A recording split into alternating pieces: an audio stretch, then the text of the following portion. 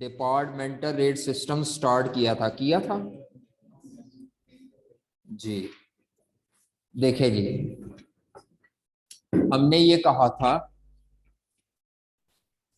कि एफओएच में एक होता है सिंगल रेट सिस्टम। कौन सा?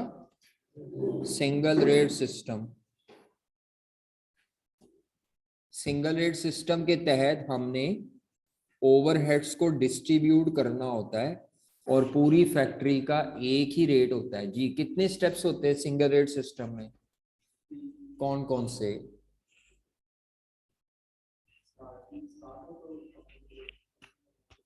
नहीं, ये तो टाइम पॉइंट्स है ना, लेकिन इन तीनों टाइम्स पे एक काम क्या होता है ये बताओ जी। बिल्कुल सही है, शाबाश। सबसे पहले साल के शुरू में या अकाउंटिंग पीरियड के स्टार्ट पे रेट निकलता है आगे। दूसरा काम,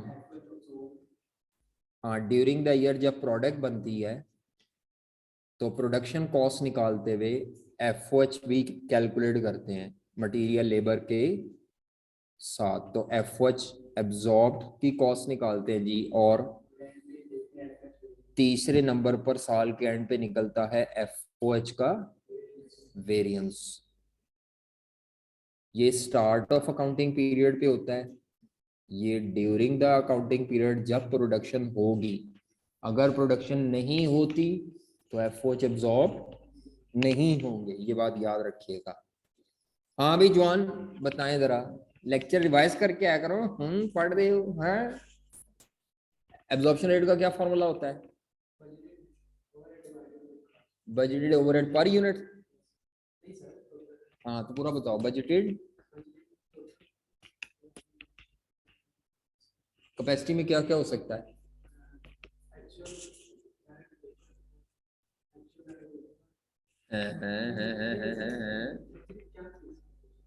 मैं ये पूछ रहा हूँ कि जो आपने नीचे कैपेसिटी लेवल बोला है उसमें क्या क्या ले सकते हैं? एक्चुअल ते लिया तो गया कम, फिर ते नैया डूब गई, फिर ते सलाब च बह गई है भाई। हाँ, बजटेड क्या लेंगे? ठीक है, आगे इन्ना सोच के नहीं दसना। 6 बेसिस थी। अच्छा, बाकी दो फिर दोबारा वही दसी जाने बार बार घुमा घुमा के। यूनिट्स, हाँ, पहले प्रोडक्शन यूनिट्स है, फिर लेबर आवर है, फिर मशीन आवर है, तीन हो गए। फिर आगे direct material cost, direct labour cost, और ऐसे याद होने चाहिए। मुझे पढ़ा पढ़ा के याद है, वैसे मैंने रट्टा नहीं लगाया हुआ, तो आपको भी पढ़ पढ़ के याद होनी चाहिए। अच्छा, ये सिंगल रेट सिस्टम में एब्जॉर्ब, इसका क्या फॉर्मूला था एफओएच एब्जॉर्ब का? शाबाश।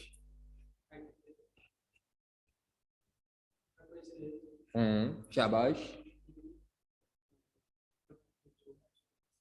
Actual capacity perform.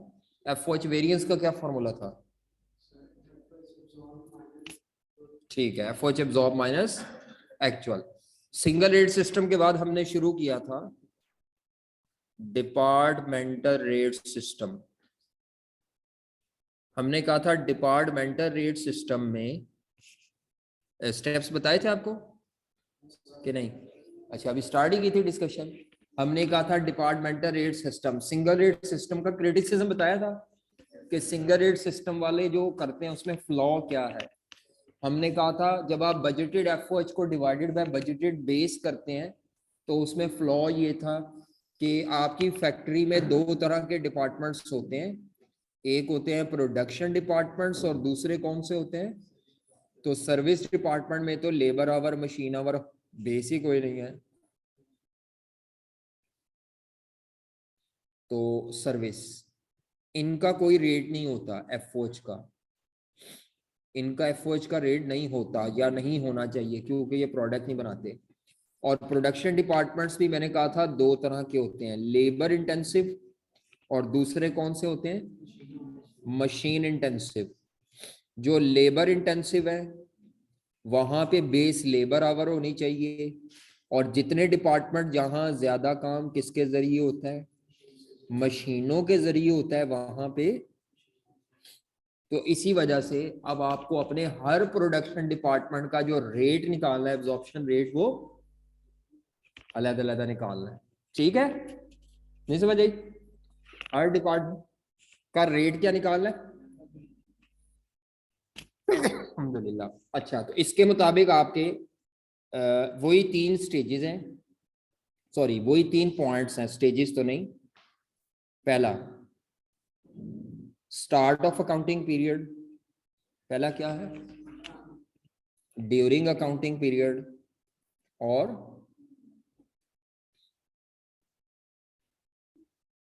यहां पे स्टार्ट ऑफ अकाउंटिंग पीरियड पर आप पूरी फैक्ट्री का एक रेट निकालते थे। अब यहां पर आपको पूरी फैक्ट्री का एक रेट नहीं निकालना, बल्कि हर प्रोडक्शन डिपार्टमेंट का अलग अलग रेट निकालना है। सर्विस डिपार्टमेंट का एफओएच का रेट हर प्रोडक्शन डिपार्टमेंट का। इसका मतलब है अगर हमारी फैक्ट्री में 3 प्रोडक्शन डिपार्टमेंट है तो कितने रेट्स होंगे? फॉर्मूला वही होगा लेकिन थोड़ा चेंज। मसलन डिपार्टमेंट 1 के लिए अगर रेट निकाल रहे हैं तो फॉर्मूला होगा budgeted total FOH cost of department A divided by budgeted direct labour hours या मशीन आवर्स ऑफ डिपार्टमेंट ए। अब पूरी फैक्ट्री के मशीन आवर लेबर आवर नहीं लेने, सिर्फ उस डिपार्टमेंट के लेने हैं, और ऊपर एफओएच कॉस्ट भी सिर्फ उस डिपार्टमेंट की लेनी है। तो अब वो उस डिपार्टमेंट के हिसाब से कैसे आएगी? हमारे पास तो पूरी फैक्ट्री का रेंट होता है, हमारे पास तो पूरी फैक्ट्री का बिजली का बिल होता है। तो यहां पर स्टार्ट ऑफ द ईयर पे 2 काम करने पड़ेंगे।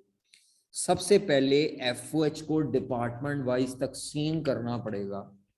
एफओएच को क्या करना पड़ेगा? देन डिपार्टमेंट वाइज रेट आ सकता है। तो यहां 2 काम होंगे। डिपार्टमेंटल रेट सिस्टम में डायरेक्ट रेट नहीं निकलेगा, पहले क्या बनाना पड़ेगा?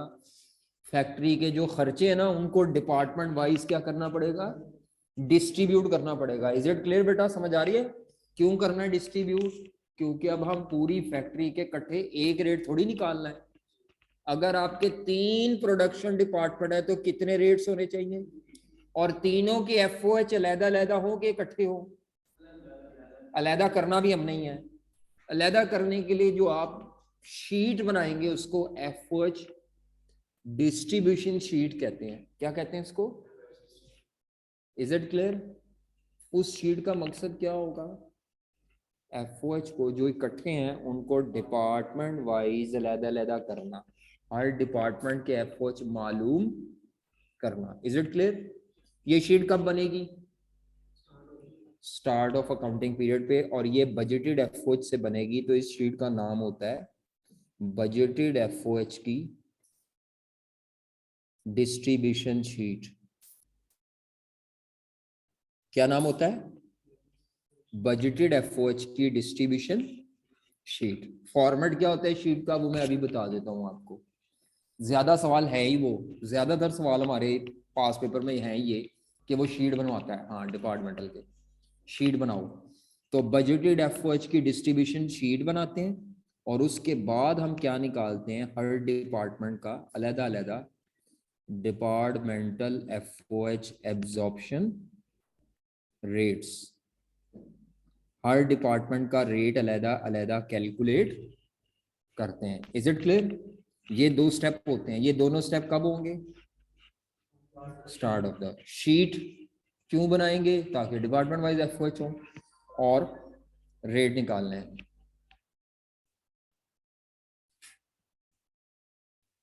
इसके बाद स्टेप 3, वहां पे एफओएच एब्जॉर्ब था, यहां पे भी एफओएच एब्जॉर्ब सेम होगा।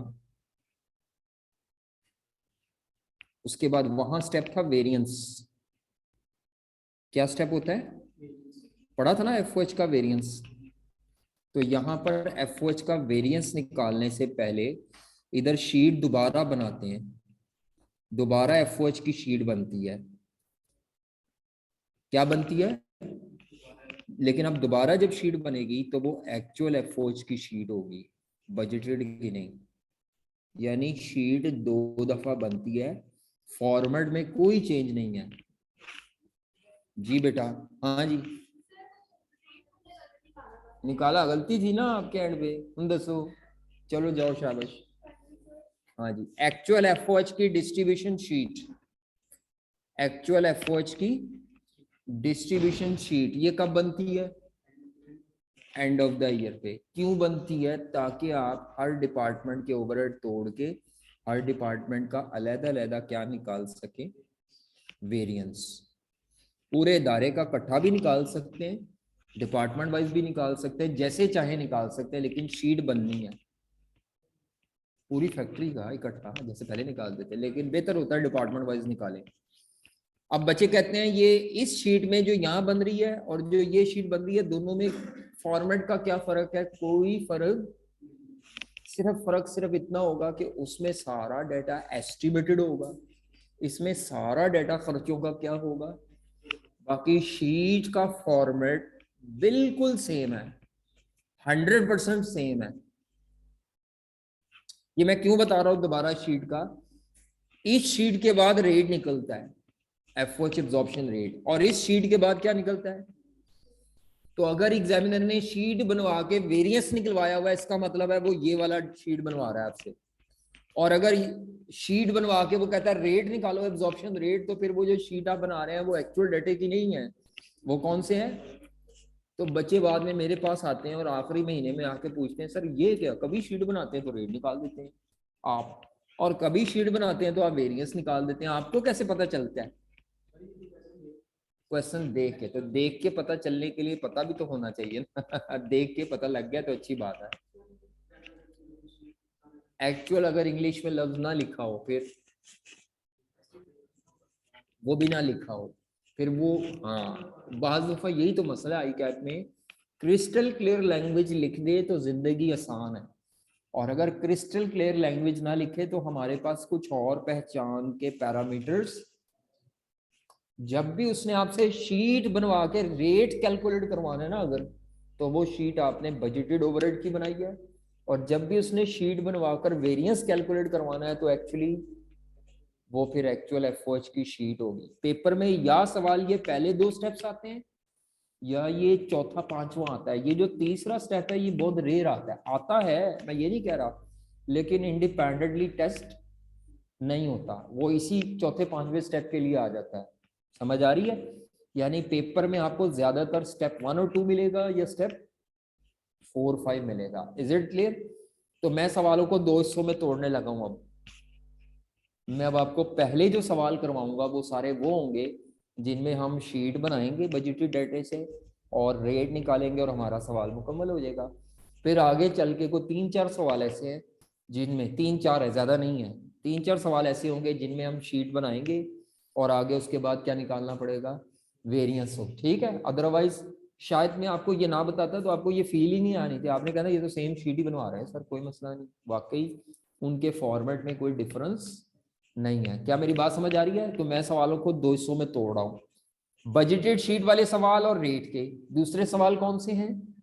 एक्चुअल शीट वाले और विद वेरिएंस। आजकल जो आ रहे हैं वो एक्चुअल शीट वाले आ रहे हैं, पुरानी कॉस्ट अकाउंटिंग के सिलेबस में जो आ रहे थे वो बजटेड शीट वाले आ रहे थे, लेकिन दोनों आ सकते हैं, आया हुआ है 2021-22 में, एक साल में आया हुआ है 2021 में बजटेड वाला, और मेरा ख्याल है 2022 में जो आया है वो एक्चुअल वाला। तो लास्ट अटेम्प्ट का पेपर अभी छोड़ देंगे हम, वो नहीं करेंगे, बाकी हम कर लेंगे। अब ये शीट का फॉर्मेट क्या होता है? बिल्कुल डिपार्टमेंट वाइज बनेगी जी, बिल्कुल। तो मैं अब आपको कौन सी शीट बताने लगा हूं, बजटेड एफओएच की डिस्ट्रीब्यूशन शीट। इस शीट को बनाने के अंदर, इस शीट के अंदर 3 स्टेप्स हैं। शीट बनाना वो किताब में कहीं नहीं लिखे हुए, नोट्स में भी नहीं लिखे हुए, लेकिन वो करने में इस्तेमाल होते हैं। यानी शीट को बनाने के अंदर 2 से 3 स्टेप्स हैं, और शीट बनाने में सिवाय डाटा कॉपी करने और कैलकुलेटर इस्तेमाल करने के कोई बहुत क्रिएटिव काम नहीं है। तो शीट जब आप बनाएंगे तो सबसे पहला कॉलम उसका होगा, हम फैक्ट्री के सारे एक्सपेंसेस के नाम लिखेंगे। अब आप जरा फॉर्मेट देख लीजिएगा, फिर चाहे बना लीजिएगा, क्योंकि वो फिर आपको ना पेज मैनेज नहीं होना, कॉलम जरा इसमें ज्यादा है, तो जरा देख लें फिर चाहे बना लें। सबसे पहले हम क्या लिखेंगे, एफओएच के एक्सपेंसेस। अच्छा जी, उसके बाद अगले कॉलम के ऊपर हेडिंग होगी बेस। ये बेस क्या होती है मैं बताता हूं आपको। फिर हम लिखेंगे टोटल अमाउंट,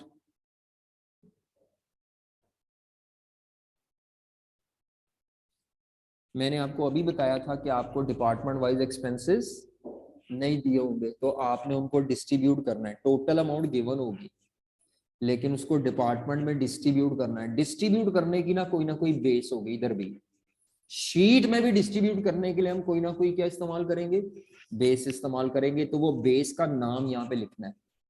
बेस का क्या लिखना है, ताकि एग्जामिनर को पता चल जाए कि आपने ये खर्चा अगर डिपार्टमेंट्स में डिवाइड किया है तो किस बुनियाद पे किया है। अच्छा, मिसाल के तौर पर इसके बाद आगे आएंगे, हेडिंग होगी अगली प्रोडक्शन डिपार्टमेंट्स। मिसाल के तौर पर डिपार्टमेंट ए है, बी है और सी है। तो मेन कॉलम तो प्रोडक्शन डिपार्टमेंट्स हैं, लेकिन अंदर सब कॉलम आएंगे जितने भी प्रोडक्शन डिपार्टमेंट्स हैं। तो ये जो मैं कॉलम बना रहा हूँ इसमें डिपार्टमेंट वाइज अमाउंट्स आएंगी, इनके साथ रुपीस लिखना है।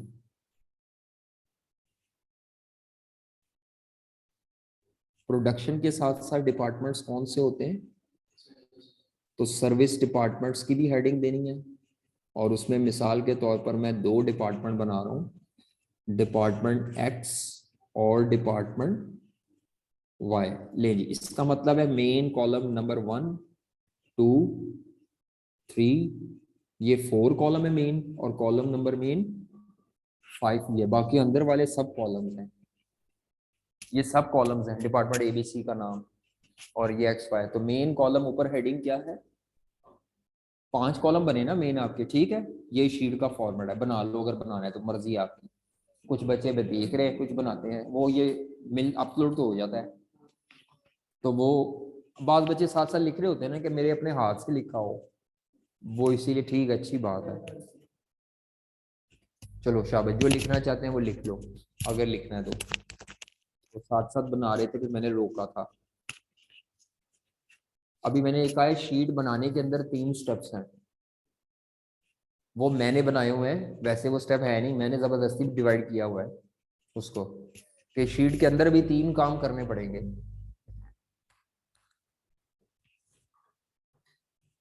ठीक है, शीट के अंदर भी 3 काम करने पड़ेंगे, ये शीट का फॉर्मेट है।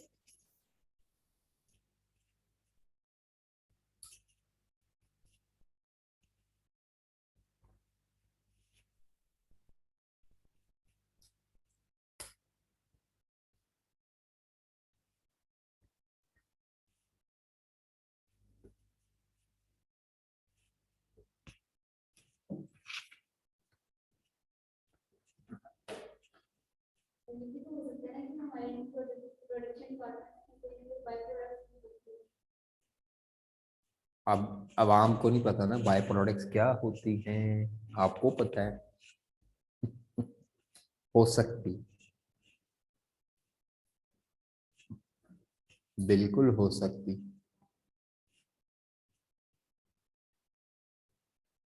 अब ये सोच रहे होंगे बाय प्रोडक्ट क्या होती है।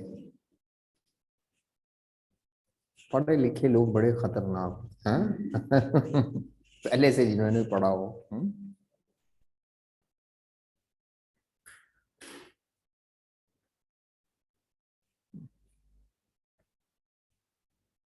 अय्याशी लूटनी थी आपने अभी, चलो रिजल्ट आता बाद में, अल्लाह खैर करे। हैं तुम पढ़ने बैठ गई हो, क्या कहते हो इसका आना है वैसे ही, आप वैसे ही बैठी हैं। ओ तो क्या बड़ी हिम्मत है भाई, पढ़े सब्जेक्ट नहीं पढ़े। अच्छा चलो, हम पढ़े, लिख लिए सब जवानों ने। अच्छा, मैं ये कह रहा था कि शीट के अंदर 3 काम हमें करने पड़ते हैं। वो 3 काम क्या है एक्चुअली, होता क्या है कि ये शीट जब बनाते हैं ना आप, तो आपको जो डाटा दिया होगा, कुछ ऐसे एक्सपेंस होंगे जो पहले से उसने डिपार्टमेंट वाइज डिवाइड करके दे दिए हैं। जो पहले से डिवाइड करके दी हो ना डिपार्टमेंट वाइज, उसको जबरदस्ती दोबारा डिवाइड नहीं करना, उनको आपने क्वेश्चन से उठाना है, और उठा के एज इट इज शीट में क्या कर देना है, कॉपी पेस्ट कर देना है, पुट कर देना है। ठीक है, डिवाइडेड एक्सपेंस को डिवाइड करने की जरूरत, मिसाल दे रहा हूँ, मिसाल के तौर पर क्योंकि ये शीट एफओएच की है, और एफओएच में आते ही सारे इनडायरेक्ट इनडायरेक्ट खर्चे हैं। तो मिसाल के तौर पर इनडायरेक्ट मटेरियल था, जो कि उसने खुद बताया हुआ था कि डिपार्टमेंट ए का इतना है, बी का इतना है, सी का इतना है, एक्स का इतना है, वाई का इतना है और टोटल इतना है। जो दिया हुआ है तो उसको डिवाइड करके लिखने, डिवाइडेड को डिवाइड करने की ज़रूरत, बस उठा के कॉपी पेस्ट कर दें। मैं मिसाल दे रहा हूँ ये, ठीक है, ज़रूरी नहीं ये डिवाइडेड ही हो हमेशा, लेकिन अगर डिवाइडेड है तो। इसी तरह अगर मिसाल के तौर पर इनडायरेक्ट लेबर कॉस्ट है, सारे इनडायरेक्ट कॉस्ट हैं, उस अगर वो डिवाइडेड दी हुई है तो आपने उसको उठा के क्वेश्चन में से क्या कर देना है, कॉपी कर देना है। तो ये कॉपी करना पहला काम है कि भाई कुछ एक्सपेंस ऐसे होंगे, जरूरी नहीं है कि पहले इनको ही लिखना है, ओ भाई जेड़े मर्जी तरतीब से वो आ रहे हैं उसे लिख लो भावें, लेकिन वो एक्सपेंस लिखने होते हैं जिनको पहले से क्या करके दिया हुआ है, डिवाइडेड, ताकि हमारा काम आसान हो। उसके बाद दूसरे नंबर पर अब आपको कुछ ऐसे एक्सपेंसेस से वास्ता पड़ेगा जिनकी टोटल अमाउंट दी हुई है लेकिन डिपार्टमेंट वाइज उनको डिवाइड करके नहीं दिया। तो मिसाल दे रहा हूँ, फॉर एग्जांपल उसने आपको फैक्ट्री का रेंट एक्सपेंस दिया हुआ है। अजान हो रही है, 1 मिनट आ जाए।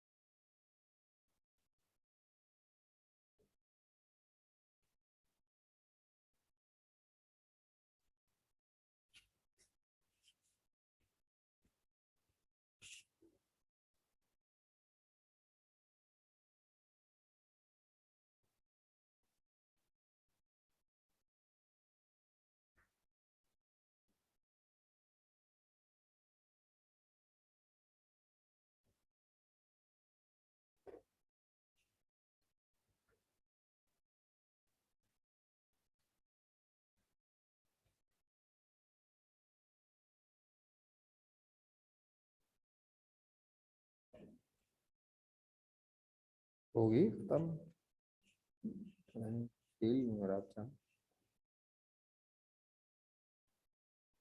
नई अजान शुरू हो गई, चलो बिस्मिल्लाह करके शुरू करते हैं। अच्छा, हाँ देखें जी, आपको कुछ एक्सपेंसेस थे जो पहले से डिवाइडेड दिए हुए थे बच्चों, हमने उन एक्सपेंसेस को क्या कर लिया, कॉपी कर लिया। उसके बाद कुछ एक्सपेंस ऐसे होते हैं जिनकी टोटल अमाउंट दी हुई है लेकिन डिपार्टमेंट वाइज उन एक्सपेंसेस का ब्रेकअप, उन एक्सपेंसेस को आपने डिस्ट्रीब्यूट करना है और डिस्ट्रीब्यूट करने के लिए आपको कोई बेस चाहिए। वो बेस क्वेश्चन में दी होगी लेकिन सिलेक्ट आपने करनी है सूटेबल। वो खुद नहीं कहेगा कि इस एक्सपेंस की ये बेस है, वो डाटा मिक्स करके दे देगा। आपको खुद देखना है कि मैंने इस एक्सपेंस को किस बेस पे डिस्ट्रीब्यूट करना है। तो जैसे फैक्ट्री रेंट है, अब ये रेंट पूरी फैक्ट्री का इकट्ठा बिल्डिंग होती है उसका रेंट है, और रेंट हमेशा एरिया के हिसाब से दिया जाता है। जितनी बड़ी बिल्डिंग होगी, जितना ज्यादा एरिया होगा उतना ज्यादा उसका रेंट होता है। एरिया को मेजर किया जाता है स्क्वायर फीट में ज्यादातर, ठीक है। तो 5,000 स्क्वायर फीट की बिल्डिंग है या 10,000 स्क्वायर फीट की बिल्डिंग है, आम घरों में जब हम लेते हैं ना तो हम कहते हैं 5 मरले का कार, 2 मरले का, वहां मरले मुरले नहीं चलते। रियल लाइफ में जो प्रोफेशनली बिल्डिंग एक्वायर की जाती है ना, प्लाजे या इस तरह की फैक्ट्रियां, ये स्क्वायर फीट के हिसाब से होती है कि कवर्ड एरिया कितना है, कितने स्क्वायर फीट का कवर्ड एरिया, उसके मुताबिक उसका रेंट होता है। मेरी बात समझ आ रही है? तो मिसाल के तौर पर अगर हम 25,000 रुपया महीने का रेंट दे रहे हैं और 5,000 स्क्वायर फीट पूरी बिल्डिंग का एरिया है, तो इसका मतलब है 25,000 रुपये का जो रेंट है वो 5,000 स्क्वायर फीट के लिए है, तो पर स्क्वायर फीट रेंट आप निकाल सकते हैं, ठीक है। अब आपने करना क्या होता है, ये जो टोटल फैक्ट्री का रेंट होता है इसको डिपार्टमेंट में जब डिवाइड करना है तो आपको ये देखना पड़ेगा कि हर डिपार्टमेंट ने उसमें से कितने स्क्वायर फीट एरिया घेरा हुआ है। 5,000 स्क्वायर फीट पूरी बिल्डिंग का एरिया है, हर डिपार्टमेंट कितना कितना एरिया यूज जो जितना एरिया यूज कर रहा है वो उतना एक्सपेंस भी बियर करेगा। सादा असूल है, जो जितना फायदा उठाएगा उतना एक्सपेंस भी बियर करेगा। मेरी बात समझ आ रही है? तो फैक्ट्री रेंट एक्सपेंस दिया होगा और उसके साथ फ्लोर एरिया दिया होगा। क्या दिया होगा? तो कैलकुलेटर पकड़कर आप रेंट एक्सपेंस को फ्लोर एरिया की बुनियाद पर डिस्ट्रीब्यूट कर देंगे। क्या कर देंगे? फ्लोर एरिया की बेस पर डिस्ट्रीब्यूट। मिसाल के तौर पर हम यहां पर आते हैं, कैलकुलेटर पकड़ो भाई जवानों जरा। मिसाल के तौर पर मैं आपसे कहता हूं कि फैक्ट्री का रेंट एक्सपेंस है, ये वैसे आपने वहां करके नहीं दिखाना होता, कैलकुलेटर पे ही करना होता है। शुरू शुरू में बच्चे लिख के करते हैं ताकि वो जरा प्रैक्टिस हो जाए। फॉर एग्जाम्पल हमारा रेंट 25,000 रुपये है और फ्लोर एरिया में लिख देता हूँ आपको हर डिपार्टमेंट का स्क्वायर फीट में।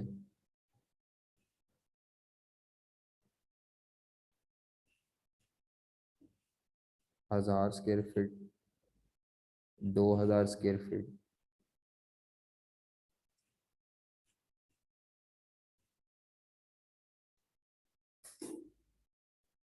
टोटल करें तो 5,000 स्क्वायर फीट। 5,000 बनना चाहिए, पता नहीं ये 5 है कि नहीं। 2 और 1 3, 5 ही है। चलो मुझे इस 25,000 को तकसीम करके बताओ कि हर एक के हिस्से में कितना रेंट एक्सपेंस आएगा। पहले का कितना आएगा? 5,000 रुपीज। कैसे आया 5,000 बताएं। मैंने कहा था हमारी अकाउंटिंग में असूल है किसी भी एक्सपेंस को डिवाइड करने का। टोटल एक्सपेंस, क्या फॉर्मूला होता है? Total expense divided by total base. जी, टोटल एक्सपेंस डिवाइडेड बाय, तो ये एक रेट निकल आएगा मल्टीप्लाइड बाय इस डिपार्टमेंट का एरिया 1,000 स्क्वायर फीट।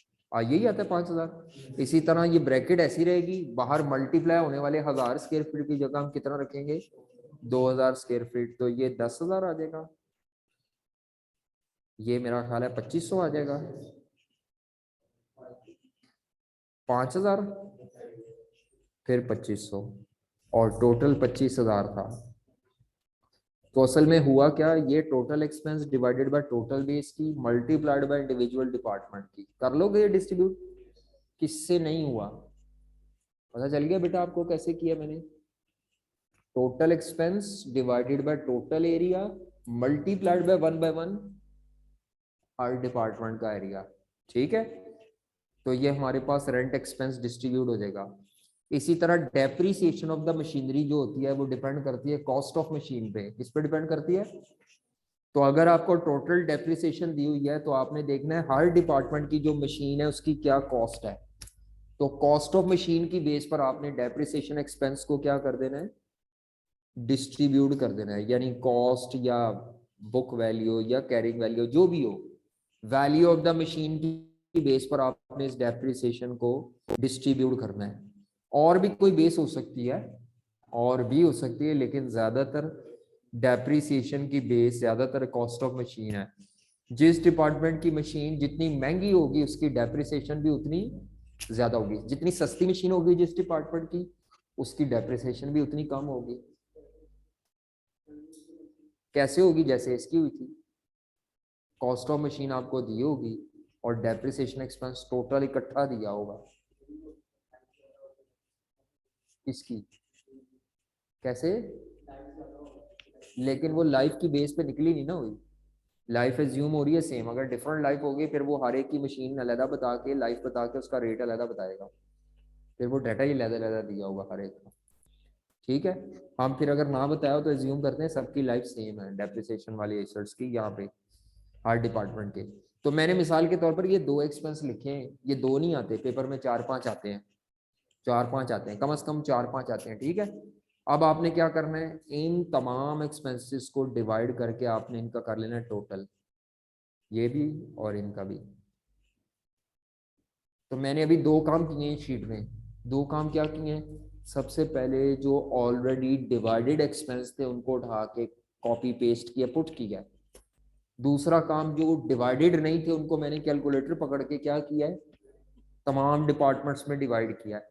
जब ये डिवाइड हो गए, मुकम्मल हो गए, अब आखिरी काम क्या करना होता है, ये जो सर्विस डिपार्टमेंट होते हैं इनका कोई रेट नहीं होता, ये कोई प्रोडक्ट नहीं बना रहे होते, ठीक है। सर्विस डिपार्टमेंट का काम प्रोडक्शन डिपार्टमेंट को हेल्प करना है, ये प्रोडक्ट मैन्युफैक्चर नहीं करते। तो ये जो शीट में इनकी अमाउंट आ रही होती है ना, इसको जीरो करना होता है।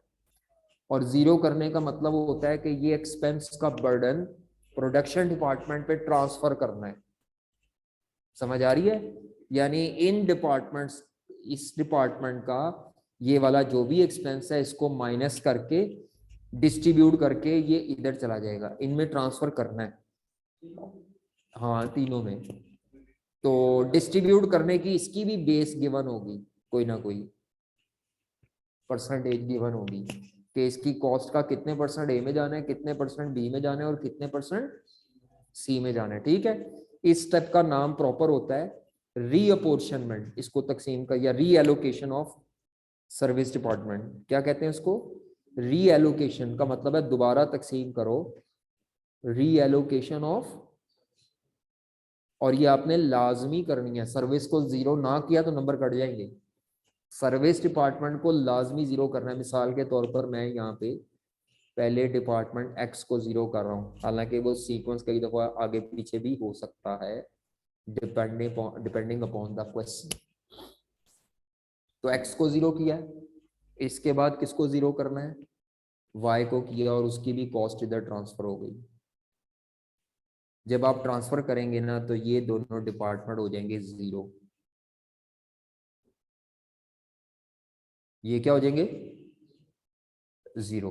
अब जो बाकी बचेंगे वो कौन से तीन डिपार्टमेंट्स बचेंगे? ये वाला खर्चा और ये जो डिवाइड होकर आया है, ये सबको जमा करके ये आएगा। यानी अपना खर्चा प्लस जो उसको ट्रांसफर होकर आ रहा है सर्विस डिपार्टमेंट का, उसको कहते हैं ट्रांसफर्ड इन कॉस्ट। क्या कहते हैं उसको? Transferred in cost. तो प्रोडक्शन डिपार्टमेंट ने अपनी और प्लस ट्रांसफर्ड इन दोनों जमा करनी है, इसी तरह ये भी और ये भी। तो ये जो फिगर आएगी इनका क्या नाम होगा? Budgeted FOH cost of each department. ये मेरा आंसर है पहले स्टेप का, ठीक है। ये मेरा पहला स्टेप मुकम्मल हो गया यहाँ, ये वाला, ये जो शीट बनाने वाला काम था। एक सवाल जो बच्चे पूछते हैं आपने नहीं पूछा जी, वो सवाल क्या है? वो सवाल ज्यादातर बच्चे पूछते हैं कि अगर इसको जीरो ही करना था तो हम इसमें क्यों खर्चा लाते हैं, हम ना लाएं। सर्विस को जीरो करना था तो क्या जरूरत थी इतने लंबे चक्रों में पढ़ने की। हम पहले दिन ही खर्चे तीन में डिवाइड कर देते एबीसी में।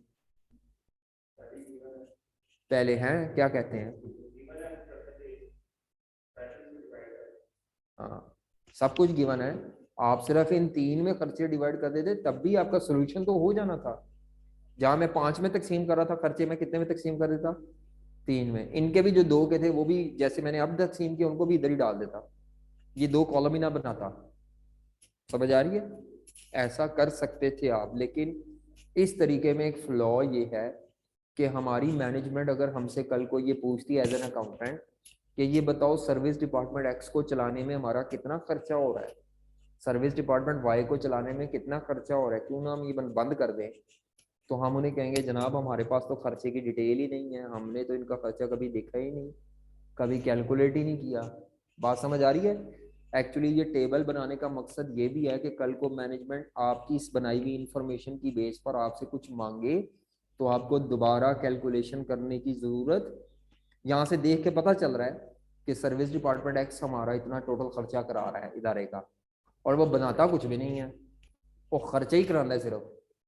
दूसरा वाला डिपार्टमेंट कितना खर्चा करा रहा है, वो इतना है। क्या ये बारे में है या नहीं है, इस चीज का फैसला करने के लिए कल को ये इंफॉर्मेशन इस्तेमाल हो सकती है।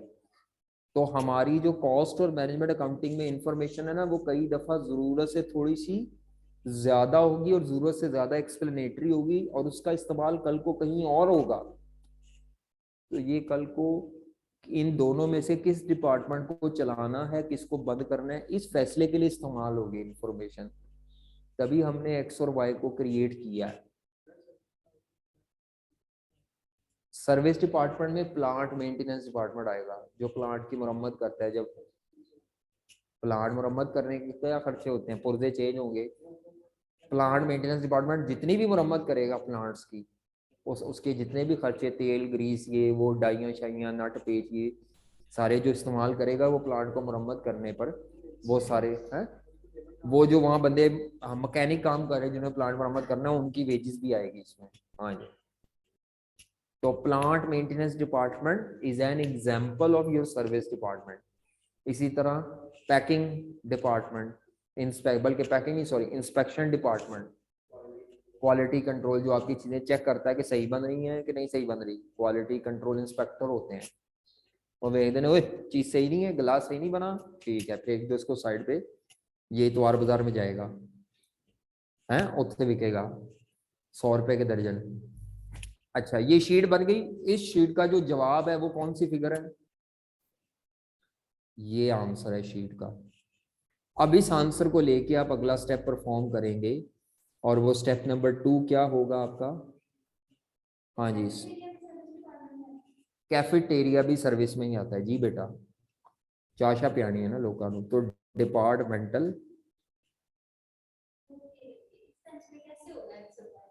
सॉरी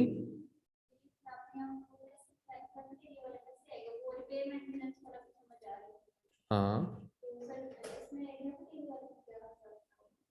किस हिसाब किताब किसके मुतालिक पूछनी है, रीएलोकेशन का। हाँ वो कैफेटेरिया जो है, सवाल ये पैदा होता है कि वो पैसे लेके लोगों को चाय पिला रहा है या मुफ्त पिला रहा है, पहले दसो आप ही। पैसे लेके बता रहा है फिर तो टेंशन ही कोई नहीं, फिर तो वो अपना खर्चा खुद ही कवर कर रहा है। मसला तब पड़ता है जब आपका कैंटीन या इस तरह का कैफेटेरिया इदारे ने कहा हो कि आपने एम्प्लॉय से पैसे नहीं लेने, मुफ्त चलाना है और असी देंगे तुम पैसे। अब इदारे को खर्चा पड़ेगा उसका, उस खर्चे को अब कैसे तकसीम करेंगे, ये एक सवाल है। तो क्योंकि चाहे लोगों ने पीनी है, मशीनों ने तो नहीं पीनी, तो जिस डिपार्टमेंट में जितने बंदे ज्यादा होंगे उन्होंने चाह उतना ज्यादा खर्चा पा देंगे। समझ आई। ये कह रही है कैसे इसको, अगर ये कैंटीन हो सर्विस तो उसको कैसे तकसीम करना उसका खर्चा।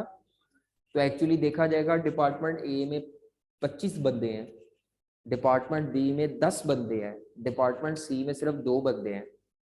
तो 25 बंदे चाय जितनी पियेंगे, 2 बंदे उतनी चाय नहीं पी सकते। इसीलिए बंदों की तादाद की बुनियाद पर वो जो कैफेटेरिया उसका खर्चा तकसीम कर देंगे। ठीक है, तुसी मेरा इम्तिहान लै रही हो कुड़ियो, अल्लाह तानू जन्नत दे ते चुक ले हैं। ये पढ़ा हुआ है इन्होंने ये वैसी, अच्छा चलो ठीक है, नहीं पढ़ा तो अच्छा। स्कैन्स वाले जो है ना ये फ्री नहीं दे रहे, ए भाई सानू भी नहीं दे रहे, असि भी पैसों की पी रहे डेली चाह जी पीने अपने पैसों की पीने।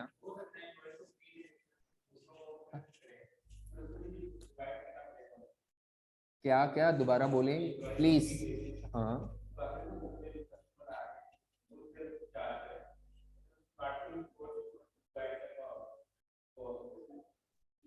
मुझे वैसे समझ नहीं आई आपकी बात। हाँ तो वो जो पैसे वाली है ना, वो तो खर्चा उन्होंने खुद कवर कर लिया एज एन अकाउंटेंट। मसला जो है वो उसका है, जो फ्री वाले में जो पल्ले से पूरा कर रहा है जा रहा। क्या हाँ, लेकिन अब आप लोगों की चाय या उनको बैठ के गिनेंगे तो नहीं ना, तू कितनी चाय पीती है आज। नॉर्मली पॉलिसी बना देते हैं रोजाना की 2 चाय अलाउड है, रोजाना की कितनी चाय अलाउड है, 2 से ज्यादा नहीं है। हाँ 2 से कम पिएगा उसकी मर्जी है। अब अकाउंटेंट ने तो 2 चाय के हिसाब से चलना है कि इस डिपार्टमेंट में फी बंदा 2 चाय अलाउड है और 5 बंदे हैं, इसका मतलब है 10 चाय होंगी एक दिन की, महीने की 300 चाय। हाँ एस्टिमेटेड है ना, एस्टिमेट गलत भी हो सकता है, थोड़ा बहुत हो सकता है ना।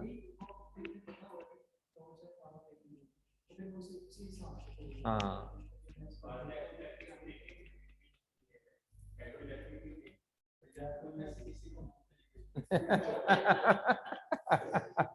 नहीं नहीं, क्लाइंट से खाना खाओगे यार, तुम चाय के चक्करों में पड़े हो। तानू जगह पर काबिल अपने ने पढ़ ले, आगे आ जाओ वापस, चाय के पीछे पड़ गए। काम कर ले हैं, ओ कर ले। अच्छा आगे आ जाए, तो वो डिपार्टमेंटल एफओएच एब्जॉर्प्शन रेट्स निकालेंगे। तो ये डिपार्टमेंटल रेट्स कैसे निकलेंगे, जो आपके ये डिपार्टमेंट है जैसे A B C, in department में हर डिपार्टमेंट का अपना अपना रेट होगा। तो मसलन अगर आपने डिपार्टमेंट ए का रेट निकालना है तो उसका फॉर्मूला ये ऊपर वाला जो आंसर है, budgeted FOH of department A divided by budgeted, अब अगर इसके लिए लेबर आवर सूटेबल है तो budgeted labour hours of department A. इसी तरह डिपार्टमेंट बी का रेट होगा और इसी तरह डिपार्टमेंट, लेकिन जरूरी नहीं है कि सबकी बेस लेबर आवर हो, किसी की बेस लेबर आवर होगी, किसी की बेस क्या होगी, या वो जो कह दे। हाँ एक्टिविटी लेवल भी कहते हैं उसको, बिल्कुल कहते हैं। तो बेटा बेस या एक्टिविटी लेवल या कैपेसिटी लेवल सेम नहीं होगा, हर डिपार्टमेंट का डिफरेंट होगा। तो डिपार्टमेंट बी का अपनी कैपेसिटी लेवल होगा, डिपार्टमेंट सी का अपना कैपेसिटी या एक्टिविटी लेवल होगा। और समझ आ रही है? यानी डिपार्टमेंट बी में क्या फॉर्मूला होगा, ये वाले budgeted FOH of department B divided by budgeted total machine hours of department B. Similarly C के लिए भी ठीक है। अगर आपके 3 प्रोडक्शन डिपार्टमेंट है तो कितने रेट्स होंगे, अगर 4 प्रोडक्शन डिपार्टमेंट्स हैं तो 4 रेट्स होंगे। ठीक है। अब मसला ये आता है, ज्यादातर बच्चों को मसला ये आता है कि हमें ये कैसे पता चलेगा कि जो एक्सपेंस टोटल में दिया हुआ है उसको किस बेस की बुनियाद पर हमने डिपार्टमेंट्स में डिस्ट्रीब्यूट करना है। तो उसके लिए मैं बताता हूं कि हमारे नोट्स में एक पेज है और वो पेज पढ़ना पड़ेगा, वो पेज आपको समझ आना चाहिए, उस पेज को आपने याद भी रखना है। याद वैसे नहीं होगा, बार बार प्रैक्टिस करके याद होना है, वैसे रट्टा उठा नहीं लगना आपसे, और वो लगाना भी नहीं चाहिए, वो आपसे होगा नहीं वैसे। तो आप आ जाएंगे जी, वो नोट्स में पेज है जिसके ऊपर ये बताया गया है चैप्टर के अंदर कि किसी भी एक्सपेंस को डिवाइड करने की बेस क्या हो। सफ़ा नंबर मेरे पास तो प्रिंटेड 46 आ रहा है, बाकी आपके पास वो डिफरेंट आ सकता है बॉटम पर जी। 80 पेज, छोटी नंबरिंग लिखी हुई है, हाँ जी पेज 80 पे। हाँ जी, अब मैं वैसे आपको जर्नल रूल बता देता हूँ, बाद में फिर हम एक बात पढ़ते हैं। बिल्डिंग के जितने भी खर्चे होंगे बिल्डिंग रिलेटेड, कौन से बिल्डिंग रिलेटेड खर्चों की, ज्यादातर खर्चों की जो बेस है वो फ्लोर एरिया है। अब बिल्डिंग रिलेटेड खर्चों में बिल्डिंग का रेंट भी आता है, बिल्डिंग रिलेटेड खर्चों में बिल्डिंग की सफाई भी आती है, बिल्डिंग की मुरम्मत भी आती है, बाकी अंदर डिटेल और भी है, डेप्रिसिएशन ऑफ बिल्डिंग भी आती है। ज्यादातर बिल्डिंग रिलेटेड खर्चों की बेस क्या है, एरिया। उसके बाद जितने भी एम्प्लॉय के फायदे के लिए खर्चे होंगे, कौन से खर्चे, लेबर वेलफेयर रिलेटेड एक्सपेंसेस जितने भी होंगे, उन तमाम एक्सपेंसेस की जो प्रेफर्ड बेस या बेस है, एक एक्सपेंस की एक से ज्यादा बेस भी हो सकती हैं, वो number of employees of the each department है। समझ आ रही है? कौन से खर्चों की, लेबर की वेलफेयर। मसलन हम अपने एम्प्लॉयज की इंश्योरेंस कराते हैं लेबर की, कि अगर कोई हाथ कट जाए, कोई खुदा न खास्ता चोट लग जाए, कोई मसला हो जाए, तो हमारे एम्प्लॉय को प्रॉब्लम ना हो, हमें नुकसान पूरा ना करना पड़े, बल्कि इंश्योरेंस कंपनी से हम पैसे लेके उस एम्प्लॉय को दे दें। आल्दो उसकी बॉडी का वो पार्ट तो हम नहीं रिप्लेस कर सकते 100%, नुकसान पूरा नहीं कर सकते, लेकिन चलो फॉर द टाइम बिंग उसको थोड़ी बहुत कंपनसेशन तो दे सकता है इदारा, और वो अपने पल्ले से नहीं दे रहा, इदारे ने एम्प्लॉय की इंश्योरेंस कराई हुई है, तो वो इंश्योरेंस कंपनी दे रही है पैसे। हाँ प्रीमियम इदारे ने देना है सालाना, ताकि वो कभी भी खुदा न खास्ता एम्प्लॉय को मसला हो तो एम्प्लॉय का नुकसान कवर हो सके। ऐसा होता है फैक्ट्रियों में कि एम्प्लॉयर ने एम्प्लॉयज की इंश्योरेंस कराई हुई है, प्रीमियम एम्प्लॉय नहीं दे रहा, प्रीमियम कौन दे रहा है, एम्प्लॉयर। खुदा न खास्ता को मसला हो जाए तो इंश्योरेंस कंपनी एम्प्लॉय को तमाम खर्चे उसके मेडिकल के प्लस कंपनसेशन भी देती है। तो ये लेबर की इंश्योरेंस, तो ये फायदा, इस खर्चे का फायदा किसको है? एम्प्लॉयज को। तो कोई भी खर्चा जिसका फायदा एम्प्लॉयज को, free canteen, free cafeteria, subsidised cafeteria, इन तमाम का भी फायदा किसको है? तो लेबर वेलफेयर रिलेटेड तमाम एक्सपेंसेस की जो बेस है वो नंबर ऑफ एम्प्लॉयज है। क्या है बेस? Of each department. मैं आपको मेन मेन रूल बता रहा हूं। बिल्डिंग रिलेटेड सारे खर्चों की, मेजोरिटी खर्चों की बेस क्या है? Floor area. कौन से? Building related. उसके बाद मैंने दूसरा मेन हेड क्या बताया? एम्प्लॉय की या लेबर की वेलफेयर के लिए जो भी खर्चे करोगे उनकी बेस। हाँ, उसके अलावा मशीन रिलेटेड खर्चों की जो बेस है वो कॉस्ट ऑफ मशीन या वैल्यू ऑफ मशीन, या कोई भी सवाल में मशीन की कोई चीज दी हो, मशीन आवर दिए हो, मशीन का कोई भी मशीन रिलेटेड खर्चा है तो मशीन की कोई चीज इस्तेमाल होनी है। ये नहीं होगा मुरम्मत मशीन की हो रही है और आप फ्लोर एरिया ले लें, ये कोई सेंस नहीं बनती। मशीन रिलेटेड एक्सपेंस की बेस कोई मशीन रिलेटेड ही होगी। बिल्डिंग रिलेटेड एक्सपेंसेस की बेस फ्लोर एरिया होगा। समझ आ रहा है? एम्प्लॉय रिलेटेड एक्सपेंसेस की बेस नंबर ऑफ एम्प्लॉयज है। समझ आ रही है? उसके अलावा कोई मशीन के अलावा भी कोई एसेट हो सकता है, कोई और एसेट भी हो सकता है, उसकी डेप्रिसिएशन को रिपेयर मेंटेनेंस, तो उस एसेट की वैल्यू होगी उसकी बेस। तो अब हम जरा डिटेल से चलेंगे तो वो फिर हमें पता चल जाएगा कि एक एक एक्सपेंस क्या है, लेकिन मोटे मोटे असूल मैंने आपको बता दिए हैं, ठीक है। बल्कि मैं टेबल पढ़ने से पहले हम आते हैं जरा 1 मिनट के लिए। जी, शायद आपको नजर आ रहा हो सब बच्चों को। जी, ये क्वेश्चन नंबर 2 नजर आ रहा है? सब जवान क्वेश्चन नंबर 2 निकालें एक दफा। हाँ जी, क्वेश्चन नंबर 2 निकालें। जो बच्चे घर से पढ़ रहे हैं उनको भी क्वेश्चन 2 नजर आना चाहिए। जी, क्वेश्चन नंबर 2 निकालें जरा प्लीज। हाँ जी, है सबके पास? अच्छा, ये ऊपर अगर आप देखें तो ये एक्सपेंसेस के नाम दिए हुए हैं। सुपरविजन कॉस्ट, सुपरवाइजर के पैसे होते हैं जो एम्प्लॉयज को कंट्रोल करता है। इनडायरेक्ट एम्प्लॉयज की wages, earn leave. Earn leave होती है कि अगर एम्प्लॉय छुट्टी ना करे तो उसकी लीव ना करने के बदले इदारा उसको पैसे दे देता है। इसको टैक्स की जबान में लीव इनकैशमेंट कहते हैं। ये एम्प्लॉय के फायदे के लिए होती है कि वो छुट्टी ना करे। छुट्टी नहीं करेगा तो बदले में इदारा उसकी छुट्टियों के बदले, ना करने के बदले क्या दे देता है? पैसे। Maintenance cost, power expense, depreciation और रेंट ऑफ बिल्डिंग। तो ये जो रेंट ऑफ बिल्डिंग है इसके लिए देखें नीचे कोई आपको बेस नजर आ रही है? ये नीचे बेसिस दी हुई है। हाँ जी, दी हुई है base number 7। Depreciation of machine के लिए दो चीजें नजर आ रही हैं, देखें।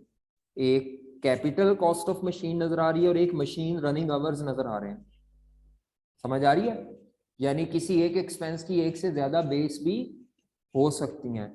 उसके अलावा मेंटेनेंस कॉस्ट के लिए नीचे देखें कोई मेंटेनेंस रिलेटेड चीज नजर आ रही है? मेंटेनेंस आवर्स की बेस नजर आ रही है, ठीक है। सुपरविजन कॉस्ट देखें।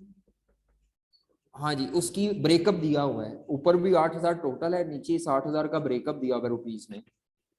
मुझे कैसे पता चला ब्रेकअप दिया है? ऊपर 8,000 रुपीज है और नीचे भी ये रुपीज में दिया हुआ है। उतनी अमाउंट का ही ब्रेकअप दिया हुआ है, 4-4 हजार रुपए। ये अब आपने बेस नहीं दी हुई, ये उसी टोटल का क्या दिया हुआ है? डिवाइडेड एक्सपेंस दिया हुआ है, डिवाइड करके। हाँ, ये कॉपी होने वाला है। समझ आ रही है आपको? इसी तरह मिसाल के तौर पर यहाँ पे पावर एक्सपेंस होगा। पावर, पावर क्या होता है? ये जो हम इस्तेमाल करें इसको बिजली, इलेक्ट्रिसिटी, लाइटिंग एक्सपेंस कहते हैं। जो आपकी हैवी मशीनरी होती है ना, बड़ी बड़ी बॉयलर टाइप, जो हैवी सेपरेट डेडिकेटेड ट्रांसफार्मर और उस पर चलती है, उसकी जो बिजली इस्तेमाल होती है उसको पावर कहते हैं। समझ आ रही है? वो 10,000 12,000 वोल्ट फास्ट डेडिकेटेड लाइन होती है और 220 वोल्ट पे नहीं वो चलती मशीनरी।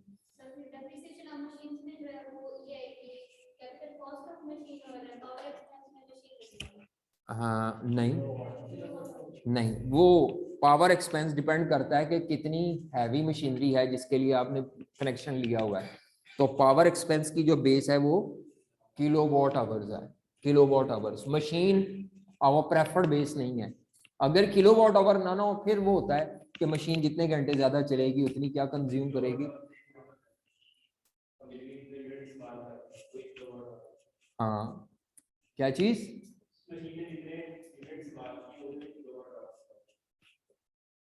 आगे चले, नेक्स्ट फर्दर आगे चले जी। ये अब हमने क्या पढ़ना है, हमने ये मैं समझाने के लिए मैंने रेफरेंस के लिए दिया है यहाँ पे, ठीक है। आगे जरा पेज नंबर कौन सा है, ये हमने वैसे ये पढ़ना है, ये पेज, इस पे ये बेसिस आपको हम पढ़ेंगे, बाकी इसको याद आपने करना है। ये मैंने मैक्सिमम लिख दिया और ये किताब में से नहीं है किसी, ये आई कैप के पास्ट पेपर में से ली गई हैं। मतलब आप जितने भी पास्ट पेपर के क्वेश्चन देखेंगे आपको इनमें से कोई बाहर नहीं मिलेगी बेस। बाकी आपकी किस्मत है कि वो उसने ऐसी कोई बेस दे दिया जो आज तक कभी आई नहीं थी। ऐसा होता नहीं, वैसे बच्चों को ये मसला नहीं होता कि वहां बेस नहीं पता चल रही थी, मसला ये नहीं होता, मसला कुछ और होता है।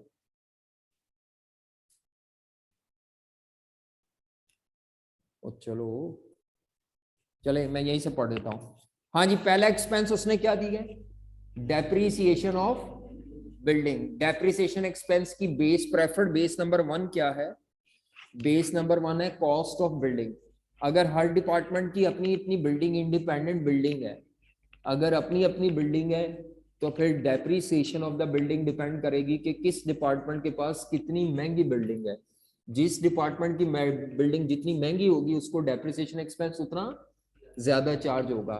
समझ आ रही है। कॉस्ट ऑफ बिल्डिंग अगर ना दी हो देन इसकी सेकंड बेस क्या है, फ्लोर एरिया। अब ये बता तो मैं रहा हूं लेकिन आज तक कभी ऐसा नहीं हुआ कि कॉस्ट ऑफ बिल्डिंग दी हो।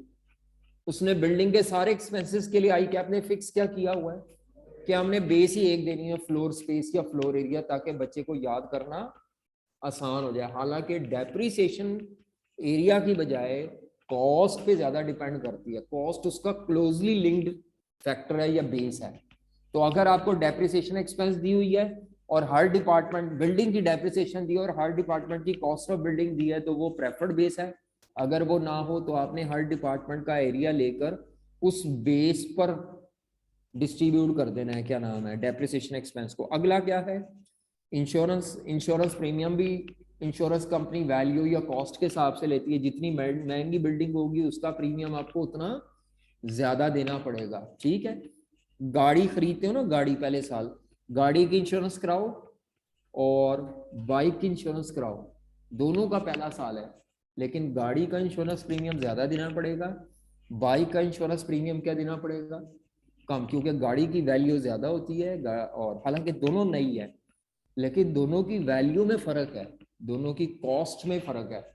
इस वजह से जिस एसेट की कॉस्ट ज्यादा होती है उसका प्रीमियम भी क्या देना पड़ता है, ज्यादा, ताकि कल को नुकसान हो तो इंश्योरेंस कंपनी कहती है आपने पैसे ज्यादा दिए थे ना प्रीमियम, तो नुकसान पूरा भी होगा। अब ये नहीं होता कि पैसे आपने मोटरसाइकिल की इंश्योरेंस के दिए हैं और क्लेम आप कर ले मेरी गड्डी चोरी होगी देव में हूँ, ऐसे नहीं होगा।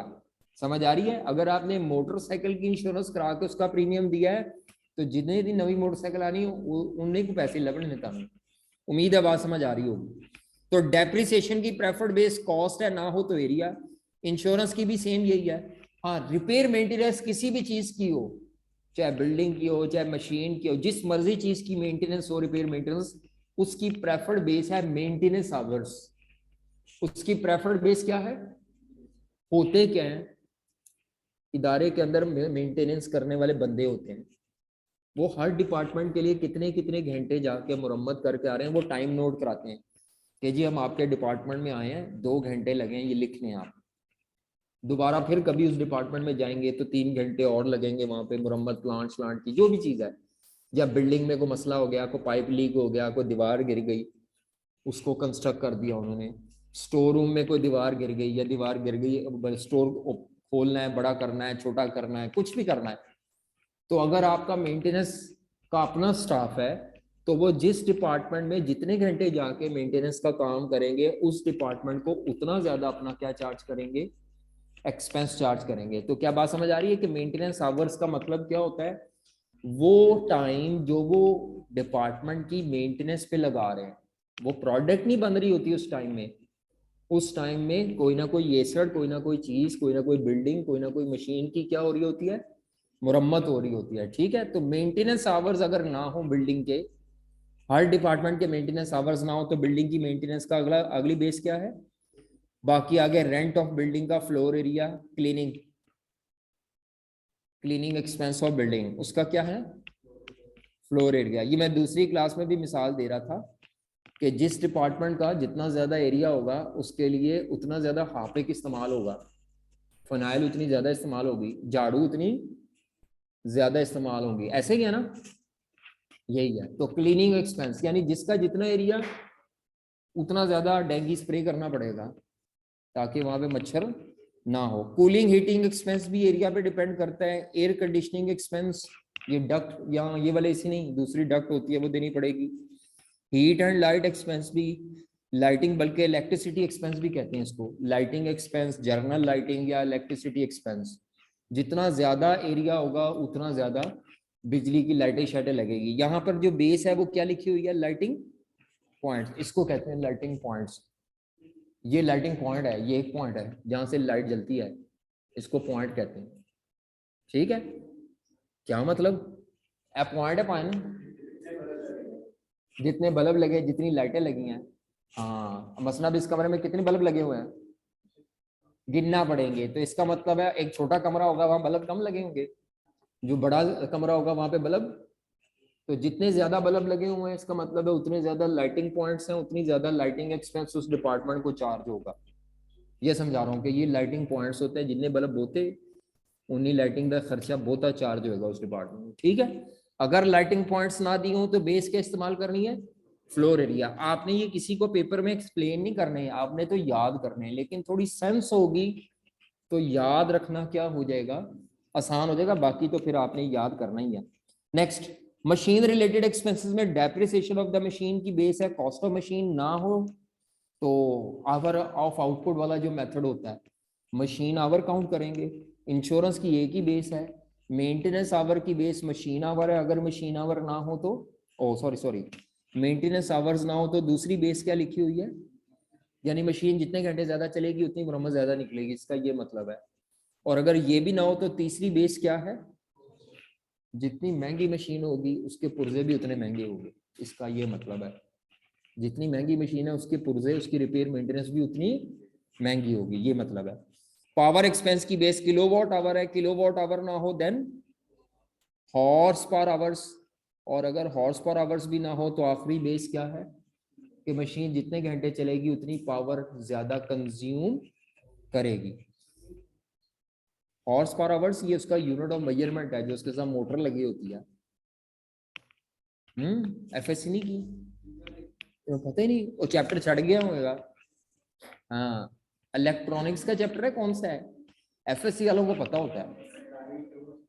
हॉर्स पावर होते हैं गाड़ियों के भी, उसी तरह मोटरों के भी होते हैं। जो घर में पानी वाली मोटर है ना आपके, जिससे आप पानी खींचते हैं, वो हाफ हॉर्स पावर की होती है, उसकी स्पीड होती है कि वो कितने चक्कर काटती है एक मिनट में, एक घंटे में। जितने हॉर्स पावर ज्यादा होते हैं इसका मतलब वो उतनी पावरफुल है, उतनी वो ज्यादा स्पीड से चलेगी, उतनी जल्दी नीचे से उठा के पानी ऊपर मोटर टंकी में फेंकेगी। हाँ, आरपीएम, वो तो गाड़ी में होते हैं, उसको नहीं ना पता होगा, हैं एफएससी की है, पता कुछ नहीं। चलो तुम्हें क्या लगे, तुमने तो यूनिट ऑफ मेजरमेंट याद रखना है बस।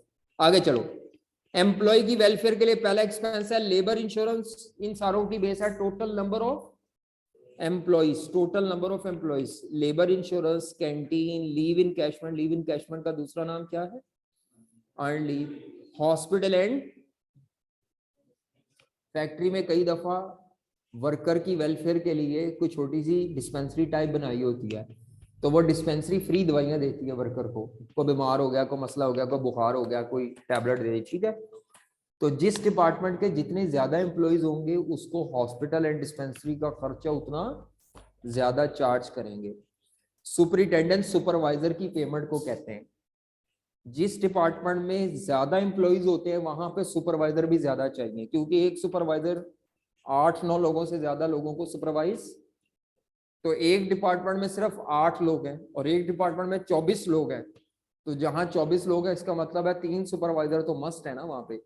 इसीलिए सुपरवाइजर्स की जितनी भी पेमेंट है अगर वो कॉमन दी हुई है तो उसको नंबर ऑफ एम्प्लॉयज की बेस पर डिवाइड करेंगे, और एजम्पशन ये होगी जितने एम्प्लॉयज ज्यादा उतने सुपरविजन की जरूरत ज्यादा। क्या मतलब, वो मैं बताता हूँ ना। इनडायरेक्ट लेबर कॉस्ट एक अलग पॉइंट है। इनडायरेक्ट लेबर कॉस्ट की बेस क्या है, इनडायरेक्ट नंबर ऑफ एम्प्लॉइज, ऊपर है टोटल नंबर ऑफ एम्प्लॉइज और नीचे ये क्या है, इनडायरेक्ट। अच्छा, फैक्ट्री में दो तरह के वर्कर होते हैं, ये मैंने पहले बताया था। एक वो होते हैं जो प्रोडक्ट बनाते हैं, उनको डायरेक्ट लेबर या डायरेक्ट वर्कर्स कहते हैं, और एक वो होते हैं जो असिस्टेंस देते हैं, हेल्प आउट करते हैं, जैसे सिक्योरिटी गार्ड हो गए, स्वीपर हो गए, स्टोर कीपर हो गए। तो अगर आपको मैं इनडायरेक्ट वेजेस ऑफ स्वीपर दे दूं, तो फिर वो स्वीपर जितने भी हर डिपार्टमेंट में जितने स्वीपर होंगे, आपने नंबर ऑफ स्वीपर की बेस पर उसको क्या कर देना है, डिवाइड कर देना है, या नंबर ऑफ सिक्योरिटी गार्ड्स की बेस पर डिवाइड कर देना है, ये है। लेकिन आई कैप में अगर नंबर ऑफ एम्प्लॉइज या नंबर ऑफ इनडायरेक्ट एम्प्लॉइज ना दी हो, तो मजबूरी में फिर आपने क्या बेस यूज करनी है, डायरेक्ट वेजेस कॉस्ट। किसी भी इनडायरेक्ट कॉस्ट को एफओएच को डिवाइड करने के लिए बेस इनडायरेक्ट कॉस्ट नहीं होगी। जब भी बेस लेनी है, जैसे मैंने एफओएच एब्जॉर्प्शन में भी बेस क्या ली थी, budgeted FOH divided by budgeted direct material cost या डायरेक्ट लेबर कॉस्ट। कभी भी बेस इनडायरेक्ट कॉस्ट के लिए इनडायरेक्ट कॉस्ट नहीं होगी। तो अगर नंबर ऑफ एम्प्लॉइज ना हो तो मजबूरी में क्या बेस लेनी है, ये कहीं नहीं पाई जाती, ये सिर्फ आई कैप के सवालों में ही है। तो ये बोंगी है, लेकिन आपने इसको रटा लगाना है, मजबूरी है, क्योंकि आई कैप के कई सवाल हैं जहाँ पे नंबर ऑफ एम्प्लॉइज देने चाहिए थे, तो आई कैप ने नंबर ऑफ एम्प्लॉइज को हाइड किया हुआ है। क्योंकि जो किताब आई कैप में फॉलो हो रही थी ना माजी में एक, उसमें ऐसे था, तो वो अब सवाल तो वही खड़े हैं, किताब नहीं आई कैप अब वो फॉलो कर रहा, लेकिन क्वेश्चन वही है। तो अगर नंबर ऑफ एम्प्लॉइज ना हो, इसकी यानी जस्टिफिकेशन नहीं है मेरे पास कोई, अगर नंबर ऑफ एम्प्लॉइज ना हो तो नंबर ऑफ एम्प्लॉइज के मुतबादिल आपने क्या लेनी है, बेस डायरेक्ट वेजेस कॉस्ट। बाकियों की तो फिर भी कोई ना कोई सेंस है, इसकी कोई नहीं, मेरे मैं नहीं बना पा रहा। नेक्स्ट आ जाए, अदर फैक्ट्री ओवरहेड। हाँ जी, जिसकी बेस नहीं है, कोई बोंगी है, वो फिर बोंगी है उसको, लेकिन हमें फिर याद रखना है। नेक्स्ट है अदर फैक्ट्री ओवरहेड। अब इसमें एक एक खर्चा है, एक दो दो नाम है। इक्विपमेंट की डेप्रिसिएशन है तो उसकी बेस क्या होगी, कॉस्ट ऑफ इक्विपमेंट। अगर कोई फर्नीचर है फैक्ट्री में, उसकी डेप्रिसिएशन है तो बेस क्या होगी, कॉस्ट ऑफ फर्नीचर। इंस्पेक्शन और क्वालिटी कंट्रोल कॉस्ट है तो उसकी बेस क्या होगी, हाँ ये थोड़ी मुश्किल है, क्या लिखा हुआ है base, inspection hours for inspected units, inspection hours for. अच्छा, सबसे पहली बात है, ये inspection and quality control cost क्या होती है, ये मैं अभी बता कर आया था, क्या होती है जी जनाब। हाँ, आपकी फैक्ट्री में जब प्रोडक्ट बन रही है तो उस प्रोडक्ट को किसी ना किसी पॉइंट पे चेक किया जाता है कि क्या ये क्वालिटी के स्टैंडर्ड जो हमारे इदारे के हैं, क्या ये प्रोडक्ट उन स्टैंडर्ड को मीट कर रही है या नहीं कर रही, ठीक है। तो जो क्वालिटी चेक करने वाले लोग होते हैं उन्हें क्वालिटी कंट्रोल इंस्पेक्टर्स कहते हैं।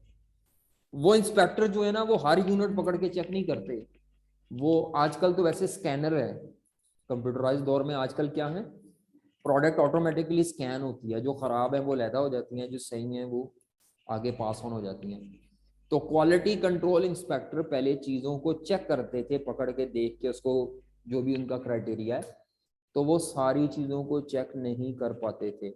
मसलन अगर आपके पूरे महीने में 50,000 यूनिट फैक्ट्री में बने हैं, तो वो 50,000 के 50,000 यूनिट को चेक नहीं कर पाते थे। जैसे ऑडिटर सैंपल बेसिस पे इनवॉइसेस को चेक करता है, इसी तरह ये जो क्वालिटी कंट्रोल इंस्पेक्टर हैं, ये भी सैंपल बेसिस पे 5 या 10% चीज़ें क्या करते हैं, चेक करते हैं। चेकिंग भी हो जाए, टाइम भी बहुत ज़ाया ना हो, क्योंकि सारे यूनिट को चेक करेंगे तो वो पूरे महीने में बने हैं, तो वो चेक होने में भी तो टाइम लगेगा ना। इसीलिए क्वालिटी कंट्रोल इंस्पेक्टर तमाम यूनिट्स को चेक, वो हर डिपार्टमेंट में से कोई खास, मसलन हर डिपार्टमेंट जितने यूनिट बना रहा है वो कहते हैं हम उसका 2% चेक करेंगे। अब एक डिपार्टमेंट ए में जो बने वो 5,000 बने, वही यूनिट जब आगे गए तो अगले डिपार्टमेंट में 5,000 नहीं बने, 3,000 बने, बाकी नामुकम्मल पड़े। तो होता क्या है कि जब यूनिट मुकम्मल होता है तो ये चेकिंग करते हैं, और हर डिपार्टमेंट में जितने जितने परसेंट यूनिट चेक किए गए हैं उनको कहा जाता है इंस्पेक्टेड यूनिट्स। क्या कहा जाता है, तो हमने इंस्पेक्टेड यूनिट्स नहीं लेने, पहले इंस्पेक्टेड यूनिट का टाइम लेना है, इंस्पेक्टेड यूनिट को चेक करने का टाइम, हर डिपार्टमेंट के यूनिट इंस्पेक्ट करने पे कितना टाइम लग रहा है इंस्पेक्टर्स का। अगर टाइम ना दिया हो तो देन मजबूरी में फिर आपने क्या ले लेने, इंस्पेक्टेड यूनिट्स ले लेने हैं। समझ आ रही है, मिसाल के तौर पर मैं आपसे कहता हूं कि 3 डिपार्टमेंट्स हैं, इन इंस्पेक्शन टाइम मैं दे देता हूं आपको। इसमें 1 घंटा लगता है इंस्पेक्शन पे, इसमें 2 घंटे लगते हैं इंस्पेक्शन में पर यूनिट, और इसमें आधा घंटा लगता है इंस्पेक्शन पे। यूनिट जो प्रोड्यूस होते हैं 5000 यूनिट्स, 5000 यूनिट्स और 5000 यूनिट्स। अच्छा, वो आपसे कहता है यहाँ पे जो यूनिट चेक किए जाते हैं वो 10% यूनिट चेक किए जाते हैं, बाकी दोनों में टोटल प्रोडक्शन का कितने कितने परसेंट यूनिट चेक किए जाते हैं? 5%। सारे यूनिट चेक नहीं किए जाते। इस डिपार्टमेंट में 10% यूनिट चेक किए जाते हैं जितने बनते हैं, और इन दोनों डिपार्टमेंट में कितने यूनिट चेक किए जाते हैं? 5% तो अब आप यहाँ पे क्या करेंगे, 5000 का पहले 10% निकालेंगे तो वो आ जाएंगे इंस्पेक्टेड यूनिट्स। कितने हैं जी? 5000 का 10% 500, 5000 का 5% 250 यूनिट्स, मल्टीप्लाइड बाय जब ये टाइम करेंगे पर यूनिट, 1 घंटा, 2 घंटे और आधा घंटा इंस्पेक्शन का, तो ये आपके पास बेस आ जाएगी 500 घंटे मेरा ख्याल है, और 100 ये बेस इस्तेमाल होगी। इसको क्या बोलते हैं? Inspection hours for. अगर ये इंस्पेक्शन आवर्स ना दिए होते देन फिर मैं मजबूरन क्या ले लेता? Inspected units. और समझ आ रही है? आगे चलें, आखिरी बातें हैं। स्टोर रूम के एक्सपेंसेस जिनको वेयर हाउसिंग कॉस्ट कहते हैं, और पैकिंग एक्सपेंसेस। तो पैकिंग एक्सपेंस की बेस है पैकिंग आवर्स, और स्टोर रूम के एक्सपेंसेस की बेस क्या है? नंबर ऑफ मटेरियल रिक्विजिशन या रिक्विजिशंस। अगर ये ना हो तो फिर क्या बेस लेनी है? डायरेक्ट मटेरियल कॉस्ट, क्योंकि स्टोर में से मटेरियल इशू किया जाता है प्रोडक्शन के लिए। तो अगर ये बेस ना हो फिर देन सेकंड बेस क्या लेनी है? Direct material cost. ये बच्चा कोई बता दे ये क्या होती है, फिर हम बात वाइंड अप कर रहे हैं बस। मटेरियल रिक्विजिशंस क्या होती हैं?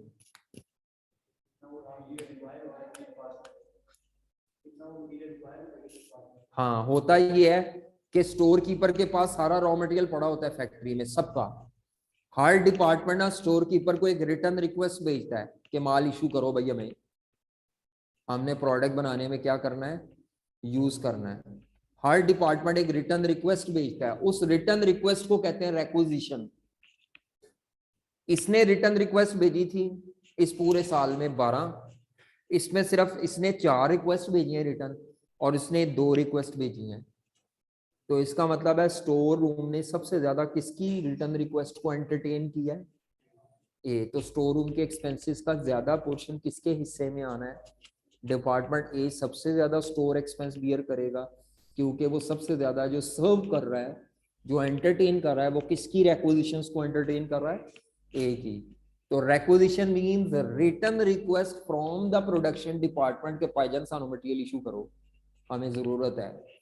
तो जिस डिपार्टमेंट को जितनी ज्यादा दफा रॉ मटेरियल इशू करेगा स्टोर कीपर, उस डिपार्टमेंट को उतनी ज्यादा खर्चा क्या करेगा? अपना चार्ज करेगा। अब स्टोर रूम के खर्चे होते हैं स्टोर कीपर की सैलरी, उसके अलावा वहाँ पे कूलिंग हीटिंग का प्रॉपर अरेंजमेंट रखना पड़ता है, दवाइयाँ स्प्रे कराने पड़ते हैं, कई दफ़ा कीड़े शीड़े आ जाते हैं, कुछ ऐसे खास किस्म के मटेरियल हैं जिनको कीड़ा लग सकता है, दीमक लग सकती है, तो वहाँ पे फमीगेशन और स्प्रे कराना पड़ता है। तो ये सारे स्टोर के खर्चे जो हैं ये इन डिपार्टमेंट्स में डिवाइड होंगे।